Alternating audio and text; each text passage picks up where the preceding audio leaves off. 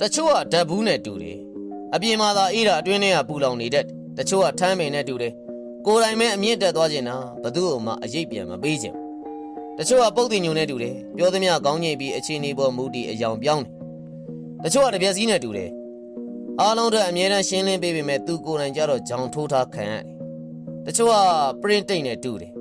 သူများတို့သာတန်ဖိုးဖြတ်လိုက်တာသူတို့ကိုယ်တိုင်ကြတော့200ကျပ်သေးဒီခံနဲ့လူဘာဝလာတဲ့နားလေပေးလိုက်တယ်ပို့ပြီးရောင်ရဲတက်လာတယ်လိုက်လိုက်ရောဆက်ဆန်နေခေါင်းဟောပါတက်နှင်းကျင်လာတယ်ညက်နှက်သားပေးတယ်မလီမစားလှုပ်လာတယ်စေတနာထားတဲ့စော်ကားမော်ကလှုပ်လာတယ်နေရပေးတယ်မန်နီတက်လာတယ်အဲ့ဒီလိုလူတွေနဲ့တွေ့ဆုံရပြီဆိုရင်ကိုယ်စိတ်ကိုတက်တာရအောင်လုံးစရာရှိတာတခုပဲရှိတော့တယ်